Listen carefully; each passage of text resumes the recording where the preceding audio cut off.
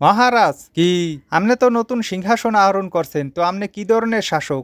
ন্যায়পরায়ণ শাসক। ঠিক আছে, রাজ্য জুড়ে এখন একসের আন্দোলন, এই দাবি এই দাবি। কি দাবি? প্রজাগো সব দাবি মান্য নিতে রাজি আছি। ঠিক আছে, কিছু প্রজারা বলতে আছে যে দ্রব্য সামগ্রীর দাম একসের বেশি, এইটা নিয়ে হারা আন্দোলন করতে আছে। ঠিক আছে, হ্যাগো দাবি মান্য নিলাম, কাল গইতে চাউলের কেজি 10 টাকা। আচ্ছা, আর বাকি জিনিসের ওই একটার দাম কমাইলে বাকি জিনিসের দামও কমবে। ঠিক আছে। আর কি কিছু কৃষকেরা আন্দোলন করতে আছে যে হারা ফসলের ন্যায্য মূল্য পায় না। কাল গইতে চাউলের কেজি 100 টাকা, এতে হারা ন্যায্য মূল্য পাইবে আনে। ঠিক আছে। আর কি রাজ্যে চোরডাহাইতে ভরে গেছে, মানুষ এইটা নিয়ে আন্দোলন করতে আছে। রাজ্যে যত চোরডা হইতাছে হ্যাগো জেলে ঢুকা। আচ্ছা। আর কি কিছু কয়েদির আত্মীয় স্বজনরা আন্দোলন করতে আছে, কইতে আছে যে হ্যাগো বিনা দেশে জেলে দেশে। ঠিক আছে ঠিক আছে, রাজ্যের সব কয়েদিগো ছেড়ে দে, বিনা দোষে কারো জেল খাটার দরকার নাই। আচ্ছা।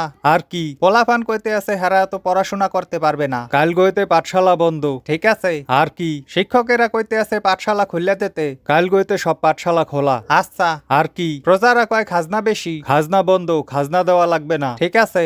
আর কি জমিদাররা কয় কেউ খাজনা দেয় না, কোষাগার শূন্য, তাহলে প্রজাকে বেশি বেশি খাজনা দিতে। আচ্ছা। আর কি কিছু প্রজারা কইতে আছে আমনে অনেক মহান রাজা, অতীব ন্যায়পরায়ণ। বাবা হ্যাগো পুরস্কার দে। আচ্ছা। আর কি কিছু প্রজারা কইতে আছে আমনে অতীব অত্যাচারী রাজা, হেরা আমনের শাস্তি চাই। হাই হাই কও কি, তাহলে আমারে শুলে চড়া যে। আচ্ছা।